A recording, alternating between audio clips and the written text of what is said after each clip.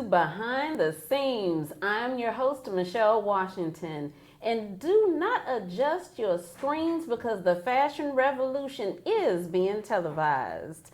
So today's guest, fashion designer Aaron Torres of Sleep Never. Welcome, Aaron. Thank you. Thank you for having me on your show. Style TV expert Michelle Washington.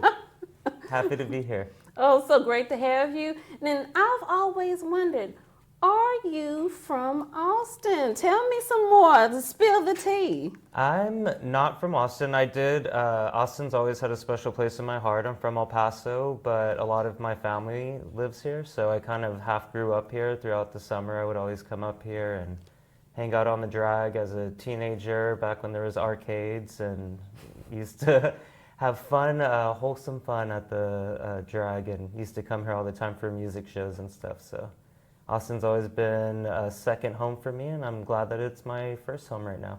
Oh, I'm glad you're here too. So tell me more about your brand, Sleep Never. So Sleep Never is a sustainable clothing brand that I started about 10 years ago. It is kind of my love project and revolution of slow fashion. I've always been very keen on sustainability, and that's always been very important to me as a designer.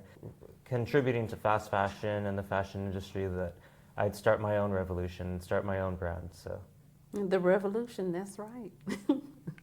Well, tell me a bit more about the sustainability part. How do you accomplish that? Right, so sustainability is fundamental in my brand. I started off as a sustainable designer. My first gig when I was 18 was with doing an upcycle collection with a major retailer. And I've always kept that spirit in my design ethos. So upcycling pre-existing fabrics and clothing is primarily what I do. I love giving new life to pre-existing fabrics. There's a wealth of garments on the planet right now, and as you know, the fashion industry is one of the most wasteful industries on the planet. So anything that we can do to circumvent that and repurpose pre-existing fabrics is something that I stand by. Well, you know something? As a designer, I think it's the hardest thing to go from having a fashion hobby to a fashion brand, and most of all, be full-time. So correct me if I'm wrong, you're a full-time designer. I am on the clock right now. I'm working around the clock. So yes, definitely I believe that it takes a certain leap of faith to take that hobby and turn it into something that can pay your bills. But I think with hard work and dedication, and most of all, the faith in yourself, I think taking that chance and taking that risk is really what it all goes down to. When you say take a leap of faith, there are people that are thinking, how do I cross the bridge and take that leap of faith as well? How does one do that? How did you feel about going forth, saying, I'm no longer going to do this as a hobby and get the clients? Yeah, well, so when I took my leap of faith, I was already working as a tailor in a high-end luxury clothing store, and was also working with another designer and also doing manufacturing sewing. So I was working for 3 people at the same time, like saving up all of my money, and I was kind of working towards an internship that I had lined up in New York, and I in that time started to acquire more custom commissions, and I figured, since the work was starting to come to me, that I might as well just see if I could do it freelance basically and do it full time. And I started to get busy and booked with clients and custom work, and it just didn't really make sense for me to work for other people at that point. So again, I think when you have that burning desire and you have you put in the dedication of like acquiring the clients, at a certain point it just doesn't make sense to not work for yourself and to not work on your dreams. That is the dream, to work for yourself. A lot of times people wonder, is the brand the designer or vice versa? So is sleep never a part of you, or are the two separate? I think that they are certainly part of me. I think every artist's brand is reflective of them. It's also a moniker, though, right? So it's also a way to kind of mask my identity and channel how I'm feeling and what's inspiring me. I think the beautiful thing too with clothing and making clothing is I primarily do custom work right now, and that's a really collaborative effort.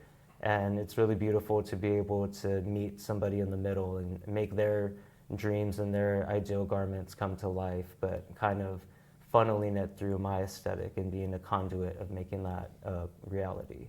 How did you come by the name, though? Well, it kind of chose me. I think just being a hustler and being very ambitious. And like I said, my first gig, I worked for a major retailer doing an upcycle collection. And at that time, I was in film school. So during the day, I was going to film school, and I kind of leveraged the opportunity I had with the design gig to get the design program at my art school to let me use their facilities. So by day I was like editing film, and then by night I was teaching myself how to sew on industrial machine equipment and using their studio space to get the project done. So the name just started culminating around then. I always figured that people, entrepreneurs, artists have a 9 to 5 and then have a 6 to 2 and kind of have like that never-ending ambition and hustle. So it's kind of reflective of that, and I think it's working because I tend to attract entrepreneurs and creatives to my brand. So I really love that people can resonate with that and take something. You mentioned film school. So, I got to ask you, tell me more about film school. How did you change from film school and get bitten by the fashion bug?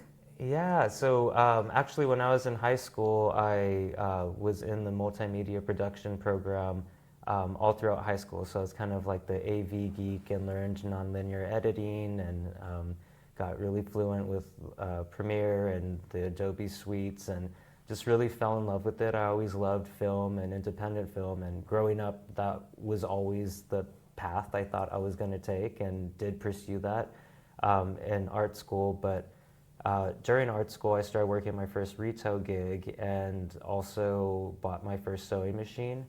And being a very short, stout person that can't really find clothes that fits, I just kind of took it upon myself to start upcycling things and taking things apart and putting them back together, and just really fell in love with the hands-on artisanal nature of clothing.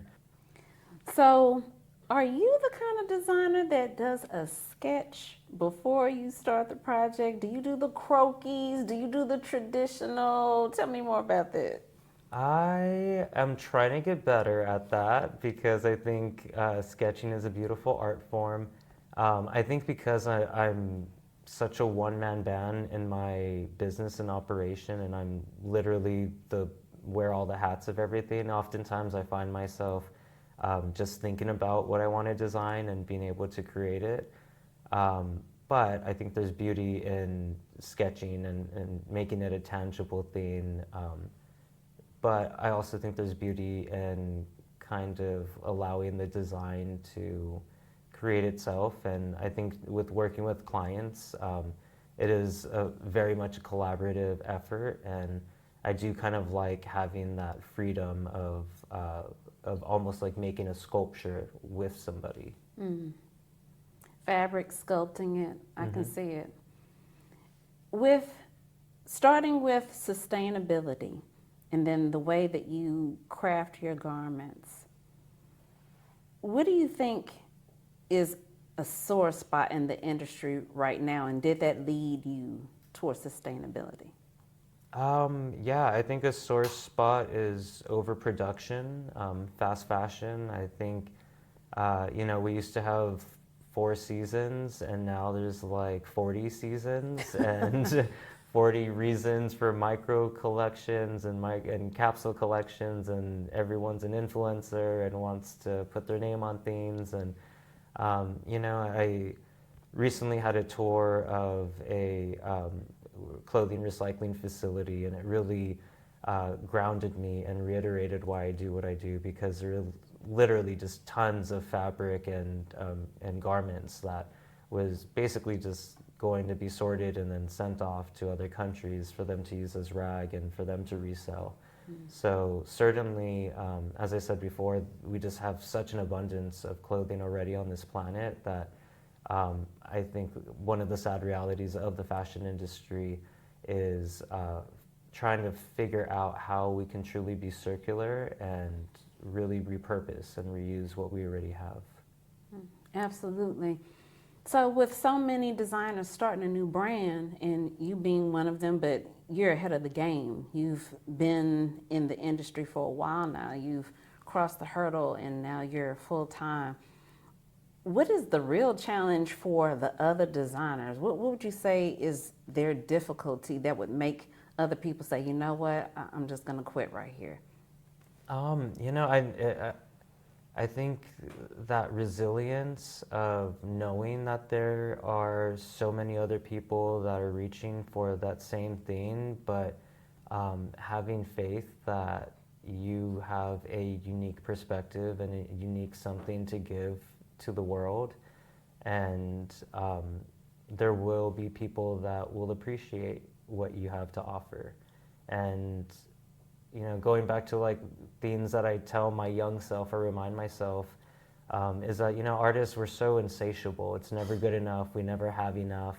We always want more. And so I think it's important for people to kind of smell the roses and to be grateful for all of the small milestones that you make along the way.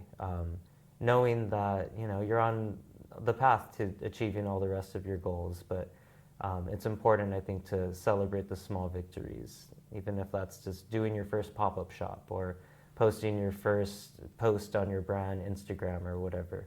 So, absolutely. Fashion is a business. This is something that I always say. And with being a business, I think there are highs and lows that we forget about.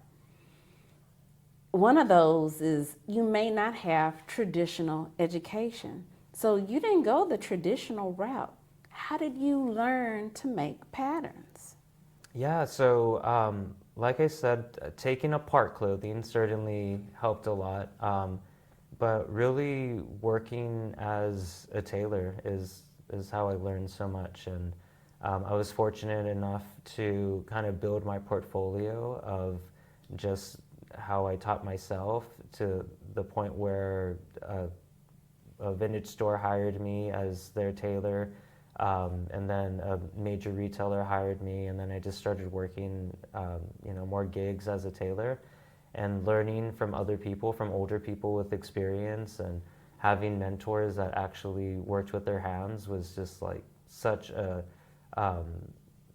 benefit a priceless benefit that I'm really appreciative of.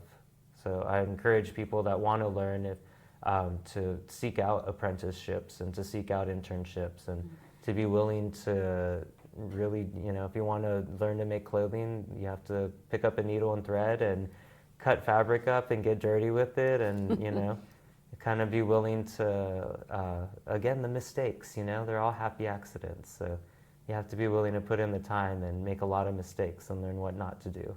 And it's not easy. It's not going to come easy. And anything that you want is not going to be an easy path. So these are the hurdles in the fashion business yet again. And knowing all of that, what would you like to say to those watching as we wrap up? What would you like to say to them as, I know you're going to make mistakes, but, so. Dear viewer, I know you're going to make mistakes. You know you're going to make mistakes. None of us are perfect, but you will overcome it. You will be satisfied. You will satisfy others, and life is full of possibilities and opportunities, and it isn't going to stop at this one hurdle that comes your way. There's going to be more opportunities to make mistakes. Thank you, Erin. Thank you so much. And just know, these are the words from a professional full-time fashion designer. It is a hard journey going down the path of the fashion business. There's highs, there's lows, and climbing the mountain to success is very hard. But once, as a fashion designer, you climb that mountain and you get to the top, just know that it was worth every single stitch to get there. So stay fly, stay fresh, and as I like to say, a smile is always in style. Keep it fashionable.